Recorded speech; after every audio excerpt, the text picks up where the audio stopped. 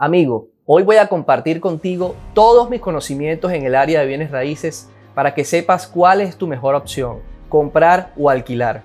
Y es que he hecho un estudio completo donde te voy a entregar estrategias y herramientas para que puedas tomar la mejor decisión. Lo único que te pido es que por favor te quedes hasta el último minuto conmigo, porque cada segundo que invertí para hacer este video fue para darte realmente una información de valor, información que te va a ayudar a ahorrarte dinero y tiempo, y así te acerques un poco más a esa libertad financiera que todos queremos.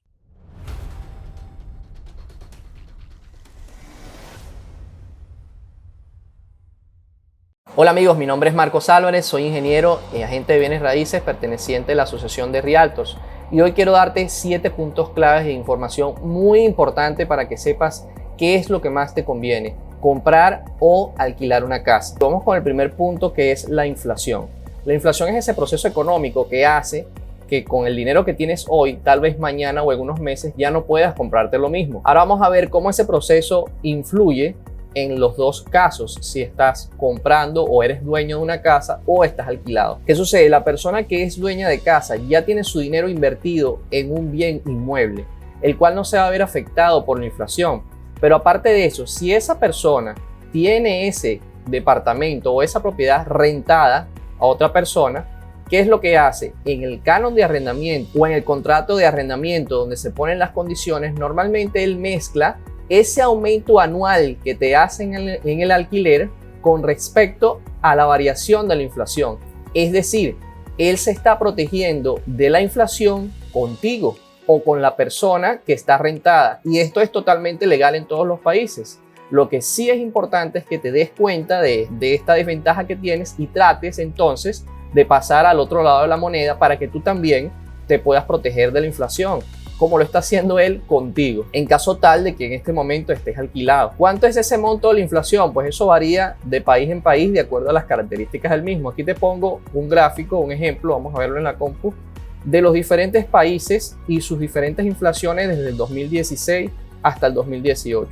Si se fijan, anda rondando en un 3% en media para todos los países de América. Así que ese porcentaje que aumenta la inflación año a año, pues esa persona que es dueña de casa va a poder protegerse de él. Y el que está alquilado básicamente lo que hace es, como te expliqué, proteger a esa persona que le está pagando la renta. De ahí pasamos al segundo punto, que es igual o más importante que la inflación, que viene siendo lo que es la valorización de los inmuebles. ¿Qué sucede? La valorización normalmente siempre va en alza. Aquí les quiero mostrar una gráfica de lo que es la valorización de las casas en los Estados Unidos. ¿Por qué les muestro Estados Unidos? Porque es donde existe un censo de valorización más antiguo. Si se fijan aquí, estamos viendo el precio de las viviendas desde 1963 hasta nuestro presente. Aparte de esto, la valorización que se da en los Estados Unidos afecta mucho a la valorización que hay en los otros países de América. Así que el comportamiento va a ser muy parecido al que puedas tener en tu país. Te doy este ejemplo, como te dije, es el más general y el más fácil de explicar.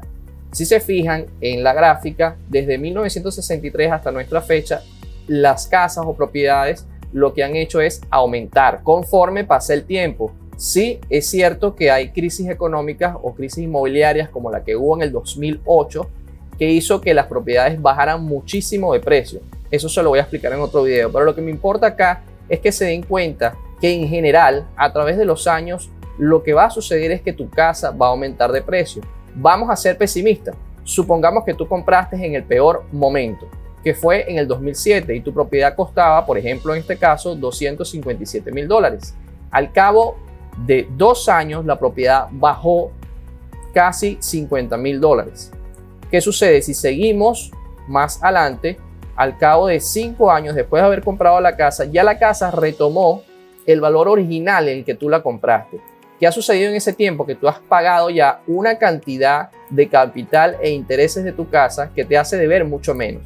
Sin embargo, una persona que no quiso comprar porque temía que pudiese haber una crisis inmobiliaria, tal vez está ahora en este mismo momento sin nada y sigue pagando el alquiler. Sin embargo, tú ya recuperaste el precio o el valor de tu casa en que la compraste, debe seguir subiendo, y aparte de eso ya pagaste una cantidad importante de dinero. porque es que las personas normalmente pagan su casa entre 8 a 9 años, ¿sí? Aunque no lo creas, las hipotecas casi siempre son a 30 años o 20 en algunos países, pero las personas tomando algunas estrategias pueden llegar a pagar su casa mucho más rápido, y es lo que te voy a explicar en un momento. Lo que quiero que quede claro es que siempre va a ser provechoso invertir en una casa independientemente del momento histórico que estemos viviendo, porque en tendencia general siempre van a subir. Con eso quiero pasar al tercer punto, que son los aportes a capital. Aporte a capital es ese dinero que tú estás dando directamente al costo de tu casa. Es decir, cuando el banco te da un crédito hipotecario, tú debes pagar dos valores, que son los intereses y el capital como tal. Fíjate aquí cómo sucede. Aquí te planteo una tabla donde está una tabla de amortización que usan los bancos para registrar los créditos hipotecarios. Si te fijas, la cuota siempre va a ser fija, en este caso es de $932. Eso es en base a los datos que hemos puesto. Por ejemplo, una casa de $100,000 con un 5% inicial o enganche y un 12% de tasa de interés, que es la tasa media en América Central y del Sur. En Estados Unidos a veces un poco más baja, puede ser de un 5 o un 6%. Luego vamos a hacer ese estudio.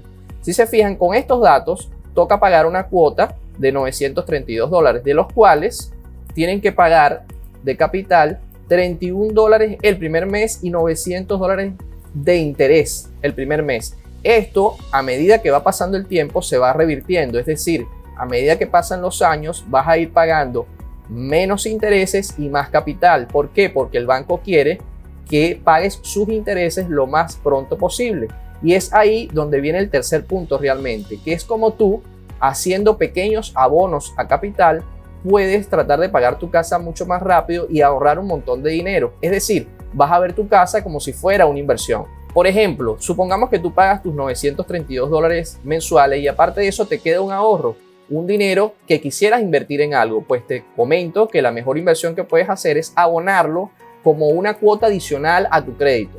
Eso te lo explico en un video especial donde te digo cómo funciona esta tabla, pero quiero tomarlo en cuenta en este video para que veas cómo invirtiendo en tu casa puedes tener grandes beneficios.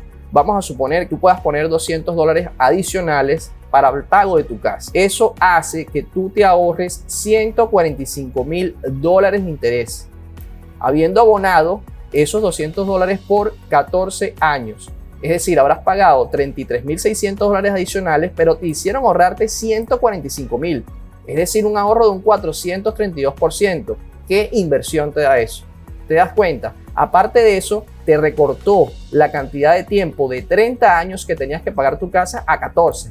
Y eso solamente dando $200 adicionales. Tú en cualquier momento puedes dar la cantidad que tú desees. Eso, como te dije, te lo explico muy bien en el siguiente video, pero aquí me importa que veas ese gran aporte, esa capacidad que tienes tú como dueño de casa de poder tener tu propiedad como si fuera una inversión y los grandes beneficios que puedes tener al hacer un ahorrito o un aporte de más. Cosa que si no tuvieras tu casa, pues tendrías que gastar el dinero en el alquiler y invertir en otra cosa que tal vez no sea tan segura como el pago de tu propia casa. Es por eso que te comentaba que muchas personas, aunque su crédito inicial haya sido de 30 años, pues pagan su casa en mucho menos tiempo. Con eso pasamos al punto 5, que es el apalancamiento, que es esa posibilidad que te da el banco de prestarte una cantidad de dinero para que tú se la pagues en 30 años. Porque ¿qué otra entidad te va a hacer ese préstamo? No existe una persona que te diga te voy a prestar $200,000 por 30 años para que tú se lo vayas pagando poco a poco. Sí hay empresas privadas que lo hacen, pero te cobran mucho más interés.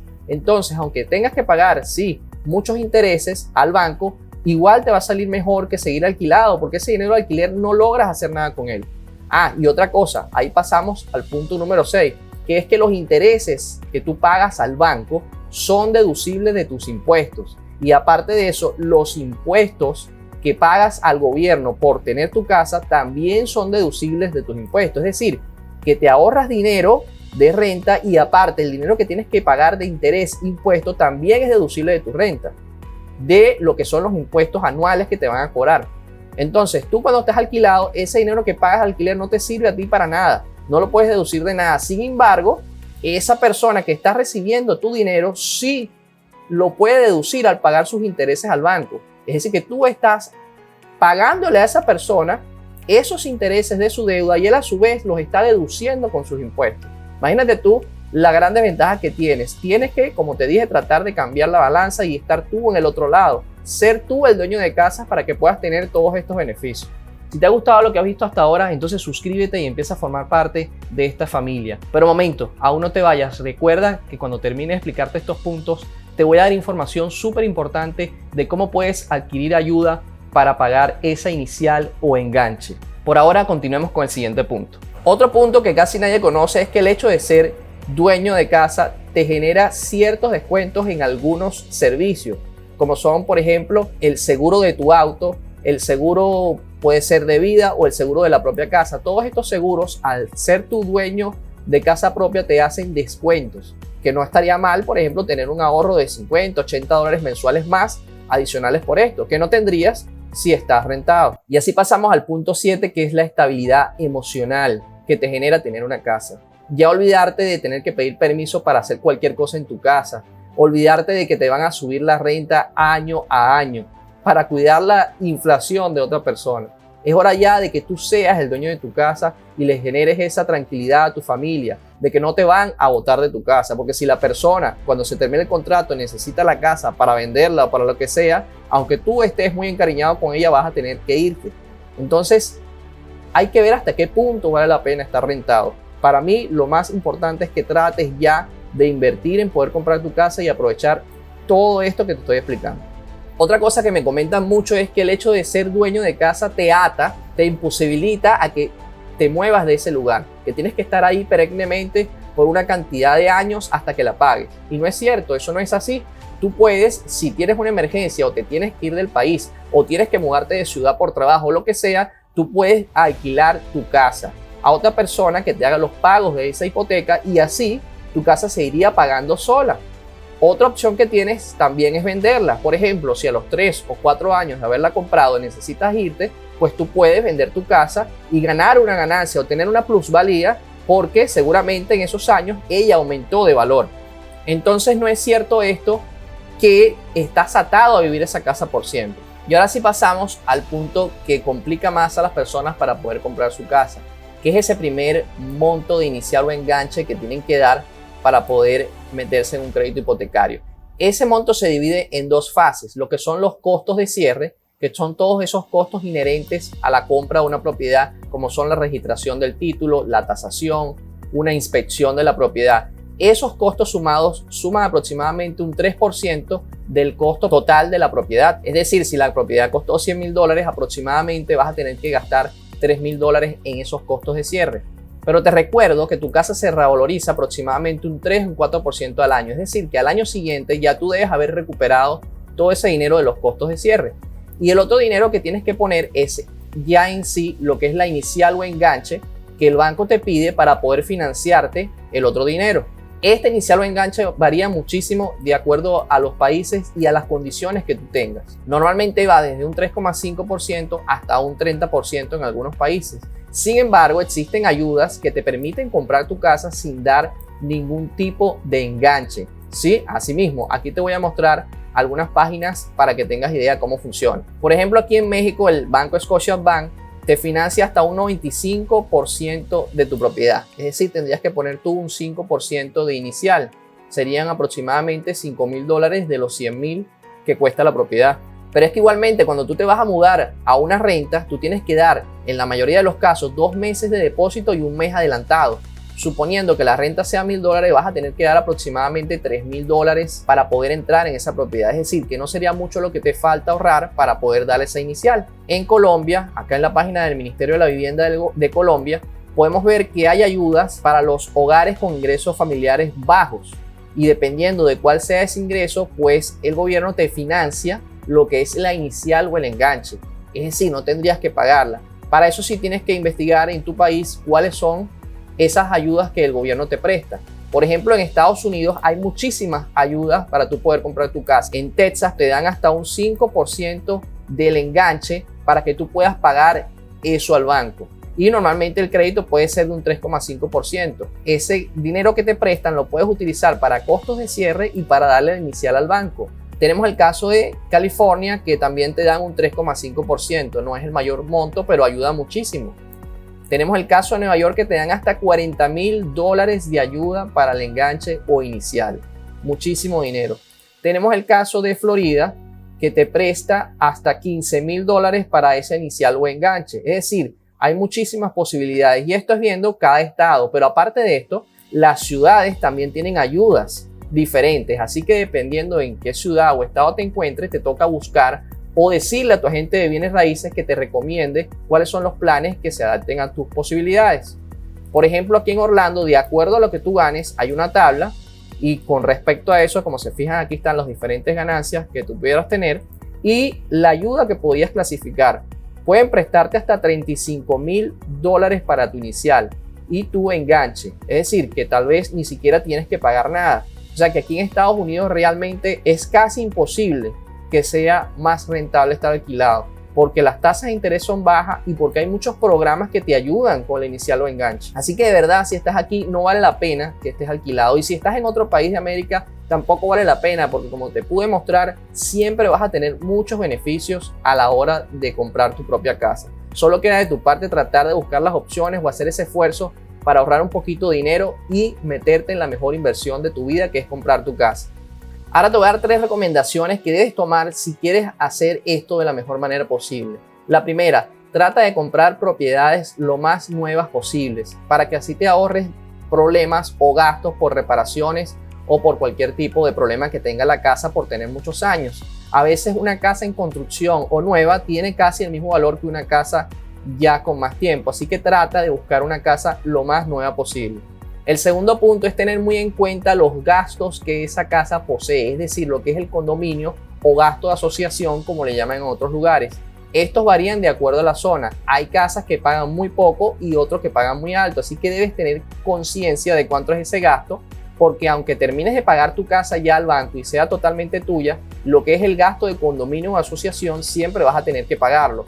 Así que es importante que conozcas este gasto y sepas si realmente vale la pena pagarlo de acuerdo a las condiciones de vida que ese lugar te está dando.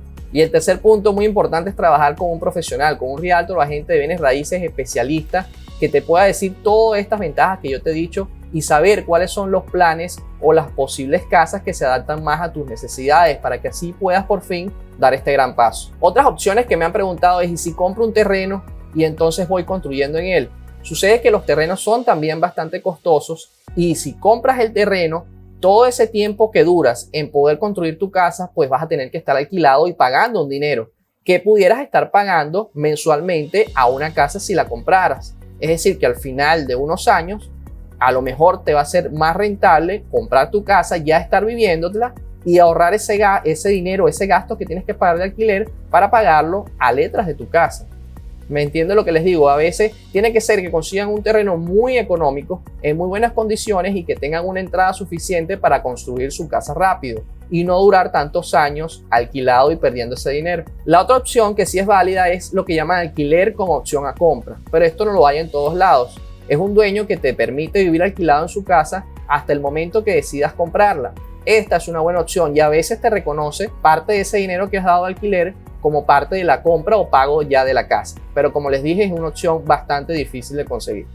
¿En qué momento vale la pena estar rentado? Básicamente yo diría que solamente cuando no cumples con los requisitos básicos para poder comprar una casa. Los dos más importantes son tener 2 años estables en tu trabajo, es decir, 2 años con la declaración de impuestos que puedas mostrar, y el otro es tener un mal crédito. Esto es en los Estados Unidos normalmente. En los países de América no te exigen un crédito, sin embargo, sí revisan cómo han sido tus finanzas durante algunos años para saber si tienes la capacidad de pago para comprar una casa. Si no tienes o no cumples con estos requisitos, hay maneras de poder tratar de mejorarlos, a veces hasta en 6 meses, 7 meses, para entonces poder ya aplicar a comprar tu casa. En este video te explico todos los requisitos que tiene el hecho de poder comprar una casa y qué puedes hacer para beneficiarte un poco más y poder comprarla lo más rápido posible. Bueno amigos, sin más, espero que hayan disfrutado este video. Si no se han suscrito, lo hagan. De verdad quiero que pertenezcan a esta familia. Cada vez que haga un video va a ser para darles información valiosa para que puedan mejorar sus finanzas personales. Así que sin más, pido que Dios los bendiga y que tengan mucho éxito en todas sus inversiones.